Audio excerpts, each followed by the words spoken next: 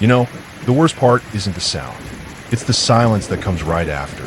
It's that moment you realize the scratching has stopped, the whispering has faded, and the only thing left is the frantic drumming of your own heart against your ribs. A heart that feels like it's trying to beat its way right out of your chest. You're just alone in the dark, straining your ears, listening for something you pray to God you'll never hear again. It's been 5 nights since I made my mistake. 5 nights since I hit play on that damn audio file. 5 nights without a single minute of sleep. And as I sit here in this heavy, waiting silence, I'm starting to think I might never sleep again. My name is Leo, and I guess you could call me a professional insomniac. At least, that's what I used to call myself back when I thought it was funny. Back when the worst part of my life was just being tired. I'm a third-year lit student, which is really just a fancy way of saying I spend my nights buried in books and my days trying to pry my eyelids open in lectures. Sleep and I have never really been friends. Some nights it would show up, a welcome blanket of darkness. But most nights it was a distant shore I could see but never, ever reach. My nights became this whole ritual of failure. I tried everything you're supposed to. I drank so much chamomile tea, I started to hate the smell of flowers. I bought one of those weighted blankets that just made me feel like I was being slowly, gently crushed to death. I downloaded a dozen meditation apps and listened to soothing voices telling me to picture a sunset. But my mind would just twist the serene images into anxious, looping nightmares. White noise was even worse. The gentle static would always start to sound like whispers, right on the edge of hearing. I counted sheep until the flock was in the thousands, just an endless, maddening parade. The exhaustion was a physical thing, a weight. It made my bones ache. It made my thoughts feel thick and slow, like I was wading through mud. My grades, which were once my one source of pride, started to slip. I'd stare at a page of Chaucer for an hour, and the words would just blur into meaningless symbols. I'd nod off in class, only to be jolted awake by the professor calling my name, a question hanging in the air that I hadn't even heard. The world took on this hazy, dreamlike quality, except I was awake for the whole miserable show. My apartment didn't help. It's your typical student shoebox, 3rd floor of an old, creaking building where you learn way too much about your neighbors through the paper-thin walls. I could hear the guy upstairs pacing at all hours, the couple next door arguing about groceries. The building itself seemed to have its own language of groans and sighs. Pipes would shudder, floorboards would creak with the memory of 100 years of footsteps, and the wind would howl and make the window frames rattle. In the dead of night, every little sound was amplified, a sharp jab in the quiet, keeping me stuck in consciousness. It was in that state of bone-deep, desperate exhaustion that I found the file. A state where I would have tried absolutely anything for a few hours apiece.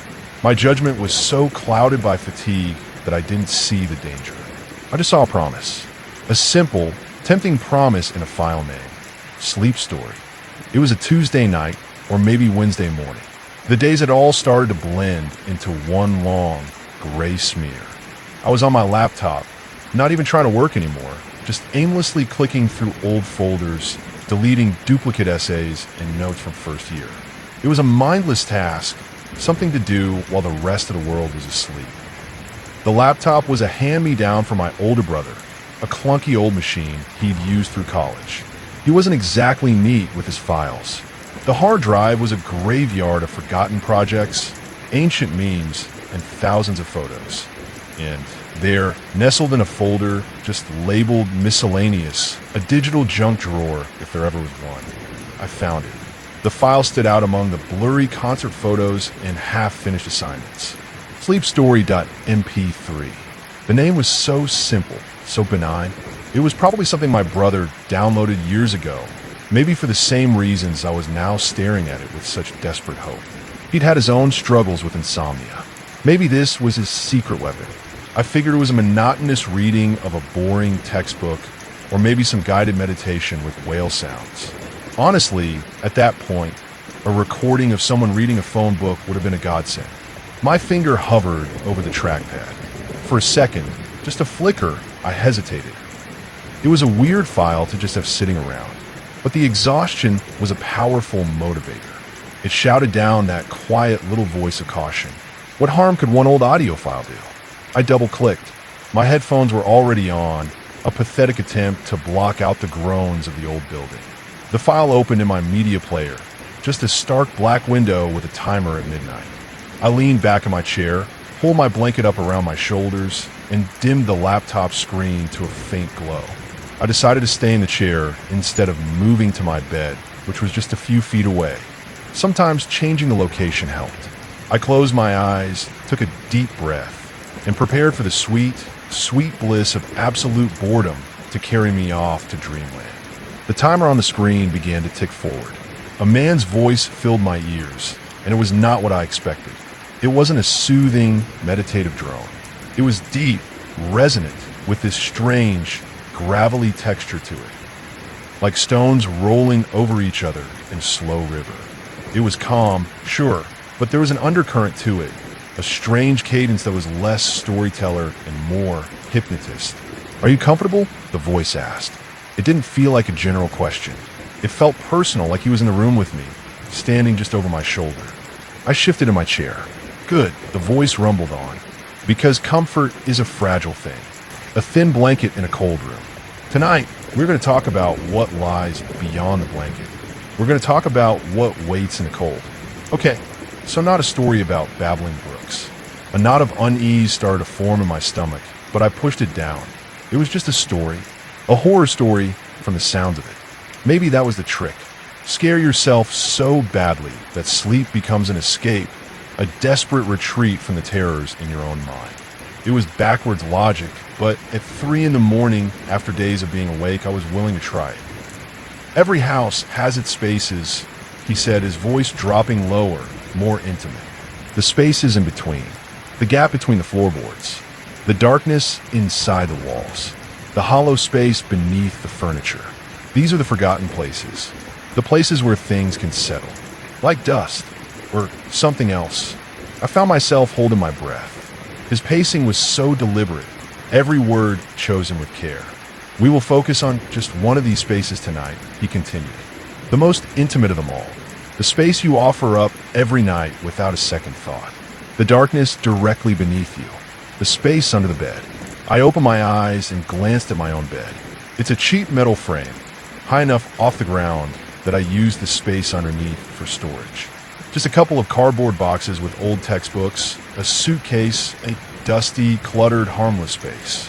"It is an ancient place," the voice murmured, pulling my attention back. "A perfect shadow, a place of quiet waiting. And it is not always empty. Sometimes when the house is still and the world is asleep, something stirs in that darkness. A creature made from the dust and the forgetting. A thing of shadow and lost things." This was good, I thought. The writing was atmospheric. The narration was incredible. It was pulling me in, and my own exhaustion was fertile ground for this kind of suggestion. I could almost picture it, a shifting shape in the darkness under a bed. "It does not move like an animal," the voice said, almost a whisper now. "It moves with a sound like dry leaves skittering across cold pavement. A brittle, papery shuffle." And that's when I heard it. S-H-H-H-H, S-H-Gay, S-H-Gay. It was faint, so faint, I almost convinced myself I'd imagined it. A dry, rustling sound coming from the direction of my bed. I froze. My entire body went rigid. I strained my ears, trying to catch it again. Nothing. Just the low hum of the laptop and the distant rumble of a passing truck. It was nothing. It had to be nothing. A mouse. The building settling. My sleep-deprived brain was already playing tricks on me, primed by the story. Of course I heard a shuffling sound. He just put the idea in my head. I took a shaky breath and tried to relax. I was being ridiculous. It was a story, an MP3 file. That's all. I closed my eyes again, forcing myself to listen. "The creature is patient," he continued, his tone unchanged. "It can wait for hours, for days, for years. It listens to the rhythm of the house. It listens to the beat of your heart. It listens to your breath as you fall asleep. And sometimes it breathes back." He described its breath as a low, wet whisper, like air being slowly pushed through damp soil. And then I heard it. A soft, wet, aspirating sound. From under my bed. It was quiet, but it was unmistakably there. It wasn't the wind. It wasn't the pipes. It was a sound that had no business being in my room. My eyes snapped open. The room was dark, save for the faint glow of the screen. Everything looked the same. My messy desk, the pile of clothes, the shape of my bed. But it didn't feel the same. The air felt heavy, charged. My familiar room had become alien territory. I ripped the headphones from my ears. The narrator's voice was gone, and the room was plunged into a thick, terrifying silence. I just sat there, heart pounding, listening. Nothing. Not a sound. My own breathing was loud and ragged. A cold sweat prickled my skin. Had I imagined it? Auditory hallucinations are a hallmark of extreme sleep deprivation. It was the most logical explanation. The story was just a catalyst. And I was so desperate to believe that. I waited for a full minute, motionless, listening so hard my ears ached. Still nothing. Just the normal, quiet hum of my apartment. Slowly, I put the headphones back on. The logical part of my brain screamed at me to just shut the damn laptop. Go to bed. Forget all of it. But another part of me, a stubborn, morbidly curious part, needed to know. I had to prove to myself that it was all in my head. I pressed play. The narrator's voice returned, seamlessly. It has been there for longer than you know. It has watched you for many nights. It knows the weight of your gaze on a book. It knows the sound of your fingers on a keyboard. It knows the moment your breathing deepens, the moment you finally succumb to sleep. I swallowed hard, my eyes locked on the dark space beneath my bed. It is a creature of immense stillness, the voice crooned, but is not immobile. It has limbs, long, thin limbs like the brittle branches of a dead tree. And at the end of those limbs, fingers. Fingers like sharpened twigs. And when it grows impatient, it begins to tap them, softly, gently, against the floorboards. Just a quiet little rhythm to pass the time. Tap! My blood turned to ice. Tap, tap. It was coming from under the bed. A small, distinct, rhythmic tapping. Not a random creak. This was deliberate. A sound with intent. I couldn't breathe. My lungs felt like they were encased in concrete. This wasn't a hallucination. It was too clear, too perfectly timed with the narrator's words. Every primal instinct in my body was screaming at me. Danger! Get out! Run! But I was frozen, pinned to my chair by a terror so thick and suffocating it felt physical. My eyes, wide and unblinking, were fixed on the shadows under my bed. I was terrified of what I might see, but even more terrified of turning my back on it. The voice was no longer a guide to sleep. It was a prophecy, a live commentary of the horror unfolding in my room. The sound is faint at first, he said, his voice a conspiratorial whisper. You might mistake it for the house settling, but it will grow, bolder, louder, a little drumbeat of hunger in the quiet of your room. It is letting you know it is there. It wants you to know. The fear makes you taste better. Tap, tap, tap, tap. The sound was getting louder now, more insistent. Faster, sharper. The sound of hard, pointed things striking wood. My mind was reeling, trying to find a rational explanation, and just failing. This couldn't be happening. Creatures don't just crawl out of audio files. Monsters aren't real. This was a story, a fiction, and yet the tapping continued. Real, solid, undeniable. I wanted to pause the audio, but my hand wouldn't move. It was like I was a spectator in my own body. All I could do was sit and listen as the voice in my ears and the sounds in my room wove themselves together into a symphony of pure terror. I don't know if you've ever been so scared that your body just locks up, where you can't move, can't even scream. If you know that feeling, that absolute paralyzing fear, let me know in the comments. Has a story ever gotten under your skin like this? Made you check under your own bed? I really need to know I'm not the only one. And then the tapping stopped. The silence that followed was somehow worse. It was heavy, expectant, the kind of silence that feels like it's holding its breath. My own breath was hitched in my throat. My eyes were still glued to the darkness under the bed. The narrator's voice was the only thing that continued. Silence, the voice said, as if reading my mind. It enjoys the silence, too. It gives you a moment to truly appreciate the fear, to feel it bloom in your chest, cold and sharp. It wants you to listen, to strain your ears for what comes next. What came next was a sound I will carry with me to my grave. It was a slow, dragging sound, wet and heavy. The sound of something thick and dense being pulled across the dusty floorboards. It was mixed with that same brittle, shuffling rustle from before, but louder now. S-H-H-H-H-H-Drog. S-H-K-S-H-K-Drog. It was moving. Whatever was under my bed was moving. It is not a large creature, he explained calmly, his voice a chilling counterpoint to the grotesque sound in my room. It is wiry, compact, a thing of compressed muscle and old sinew. It doesn't need much space. It can fold itself into the tightest of corners. It can flatten itself until it is barely an inch thick. But it is strong, deceptively strong. S-H-H-H-H-H-Driliag. The sound was closer now. It had moved from the center of the bed to the edge, right below where my feet would be hanging if I were lying down. The thought sent a jolt of adrenaline through me, momentarily breaking the paralysis. I yanked my feet up onto the chair, pulling my knees to my chest like a little kid. It likes the edges, the voice whispered. It likes to be close. Close enough to feel the warmth of you through the mattress. Close enough to smell your fear. It smells like copper and old lightning. My heart was a frantic drum against my ribs. I could feel the blood pounding in my temples. My room, my sanctuary, now felt like a cage. And I was sharing it with something I couldn't see. The dragging stopped, right at the edge of the bed frame. There was a pause, and then a new sound, a soft, inquisitive snuffling. It was the sound of an animal sniffing the air. I could almost feel the air currents shifting under the bed as it inhaled, tasting the scent of the room, tasting the scent of me. It is learning you, the voice murmured in my ears, and it no longer felt like a story. It felt like a direct warning. It is committing you to memory, the frantic rhythm of your pulse, the chemical signature of your terror. It wants to know you completely before it introduces itself. I squeeze my eyes shut. If I don't see it, it's not real. If I don't look, it's just a sound. But the sounds were inescapable.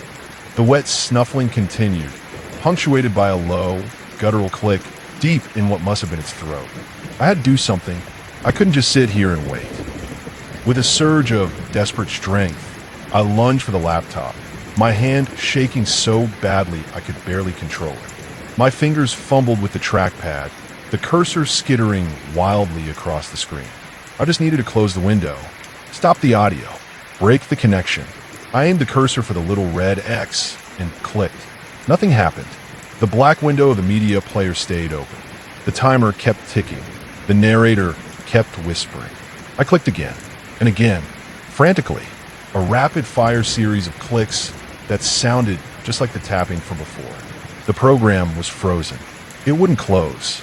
It does not like to be interrupted, the narrator said smoothly, his tone almost chiding. The story must be told. That is the rule. Panic clawed at my throat.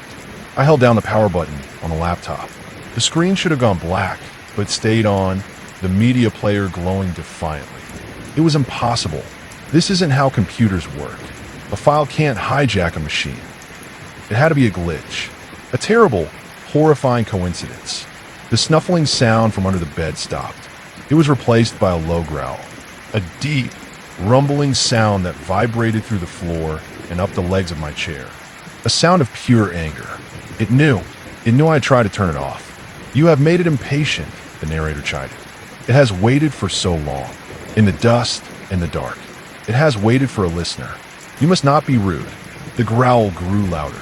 The shuffling returned, but now it was aggressive, agitated. It was scraping against the underside of my bed frame, the sound of splintering wood and scratching metal. Do you know what it looks like? The voice asked me. Shall I paint you a picture? You have a right to know what is hunting you. No, I screamed in my head. Please, no, don't. It has no eyes, he said, ignoring my silent plea. It doesn't need them in the dark. It sees through sound and smell and the vibrations of your fear. Its face is a smooth, pale mask of skin, stretched tight over a skull with no sockets. I couldn't stop myself from glancing at the bed, imagining that horrifying, featureless face turned upwards, just listening. "But it has a mouth," the voice continued with a kind of sadistic relish. "Oh yes, it has a mouth. It doesn't open side to side like yours. It opens top to bottom, a long, vertical slit that splits its face in two when it smiles. And inside that mouth are teeth, long, thin, and needle-sharp, like the teeth of a comb. They are for gripping, for holding on, so you cannot pull away." A wave of nausea washed over me. I felt bile rise in my throat. Thump! A loud, solid impact from under the bed, as if it had thrown itself against the mattress. The whole bed frame shook. A book I'd left on the duvet slid off and hit the floor. The creature was getting restless. The story was accelerating, and I was trapped. "It is close now," the narrator whispered, the finality in his tone chilling me to the bone. "So very close. It has heard the story. It knows its part. The final act is about to begin. It is uncurling its fingers. Those long, brittle, twig-like fingers. They are reaching, stretching out from the darkness. Reaching towards you." My eyes darted to the small patch of shadowed floor between my chair and the bed. It wasn't empty. I could feel it. A presence in that shadow. A void in the darkness. "They are crawling now," the voice said. "Like pale, blind spiders. They are crawling toward your chair. They are so close. So very, very close. They are about to touch you." My entire body was trembling uncontrollably. A low, whimpering sound escaped my lips. I could only watch the patch of darkness on the floor, my mind screaming, "Don't look, don't look, don't look." But I couldn't look away. And then I saw it. From the deep shadow under the bed, a flicker of movement. Something long, thin, and unnaturally pale. A finger. It crept out into the faint light from my laptop, followed by another, and then another. A hand, like a skeletal branch, was pulling itself out of the darkness. It moved with a jerky, unnatural twitch, the joints bending at all the wrong rhythms. The narrator's voice reached a terrible, triumphant crescendo. "It is reaching for you. It wants to feel if you are real. It is right there. Look down. Look down." As the last word echoed in my headphones, the pale, spidery hand shot forward, and I felt a cold, sharp, brittle pressure wrap around my neck. The scream that tore out of my throat wasn't human. It was a raw, primal shriek of pure terror, ripped from the deepest part of my soul. The paralysis shattered. My body exploded into motion. I kicked out violently, a convulsive spasm. My foot hit something solid yet strangely light. There was a sound like a bundle of dry sticks snapping, and the pressure on my ankle vanished. The scream was still echoing in the small room as I scrambled backwards in my chair, the wheels screeching until I slammed into the wall. My chest was heaving, my lungs burning. My eyes were locked on the spot where the hand had been. It was gone, pulled back into the suffocating darkness under the bed. But the voice was still there. It hadn't stopped. "A touch," it said, its tone now laced with a terrifying excitement. "Contact has been made. The barrier is broken. The story is now real. It has touched you. You are marked." The laptop screen flickered. The black media player vanished. For one glorious second, I thought it was over. But then the screen showed me my own face, my webcam feed. I was pale, wide-eyed, gasping in the ghostly light. And in the corner of the webcam's view, I could see the corner of my bed. "It is not pleased," the voice said. It wasn't coming from my headphones anymore. It was coming from the laptop speakers. It was in the room with me. You heard it. It does not like to be hurt. Now it is angry. As he spoke, a shape began to emerge from under the bed in the webcam feed. Not a hand this time. Something more. A form pulling itself out of shadows. It moved with a horrifying fluidity, like a snake made of tar, a writhing mass of pale limbs and dark shadow unfolding itself into my room. It rose slowly, unnaturally, a stop-motion nightmare climbing to its feet, if you can call them feet. It stood on two long limbs that bent backwards like a bird's. Its body was thin and wiry, a twisted bundle of pale sinew, just like he described. It was tall, its head nearly brushing the ceiling. And its head, God, its head was the worst part. No eyes, no sé, just a smooth, blank, eggshell white expanse of skin. I watched on the screen as the head swiveled slowly, scanning the room, looking for me. It stopped. The blank face pointed directly at the laptop, directly at the webcam, directly at me, and a line appeared on its face. A thin, dark, vertical line. The line began to open. It split apart, the pale skin pulling back to reveal a gaping, wet darkness. And inside the teeth, rows upon rows of long, needle-thin, yellowish teeth glistening in the monitor's light. It was smiling. The narrator's voice came again from the speakers, now a triumphant, deafening roar. The story is over. The listener has been found. It is time to, with a final surge of adrenaline, I launched myself out of the chair, not for the door, but for the laptop. I grabbed the clunking machine, ripped the power cord from the wall in a shower of sparks, and threw it with all my strength against the opposite wall. It hit with a sickening crack of plastic and a shatter of glass. The screen went black, and the voice stopped. The room was plunged into an absolute, suffocating silence. I stood frozen, my back pressed against the wall where the laptop had shattered.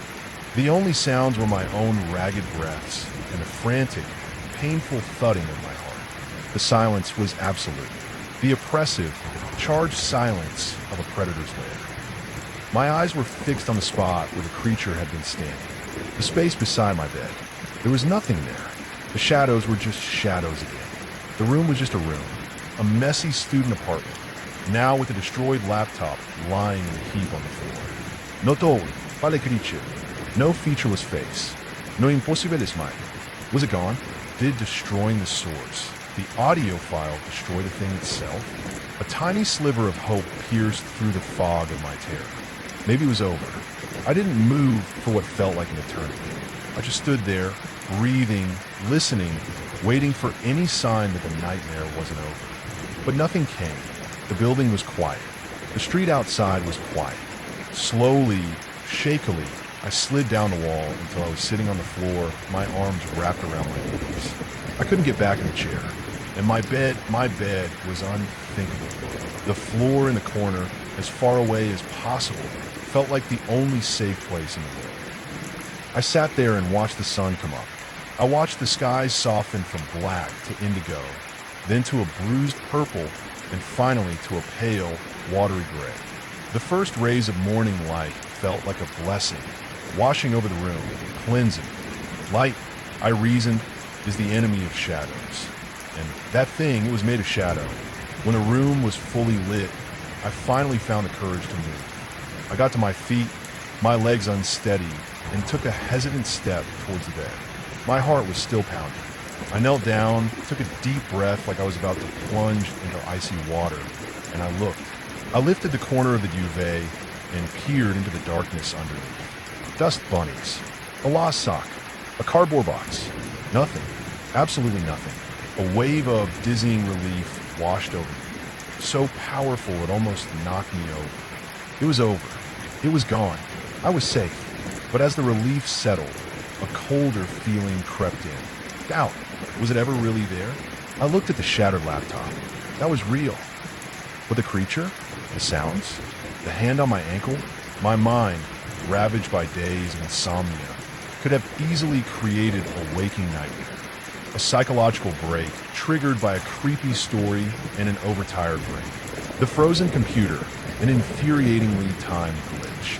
The hand on my ankle, a phantom sensation.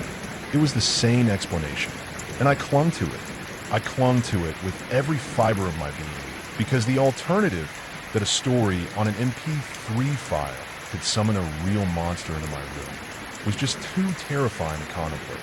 It would break my mind. So, I chose to believe I was going crazy. It felt like the safer option. The next few days were a blur. I didn't sleep in my room. I couldn't. I crashed on a friend's floor, lying about a plumbing leak in my apartment.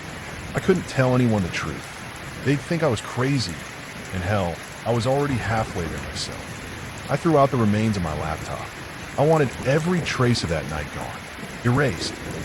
After almost a week, I finally crept back into my own room in broad daylight. I opened all the windows, letting in sunlight and city noise. I deep cleaned everything. I dragged my bed away from the wall and vacuumed underneath as if I could suck the memory out of the very floorboards. I rearranged the furniture, trying to disrupt the geography of my fear. And slowly, very slowly, life began to feel normal again. The terror faded into a sharp, ugly memory. I started to really believe my own story. It was a hallucination, a terrifying but ultimately harmless trick of the tired mind. I was wrong.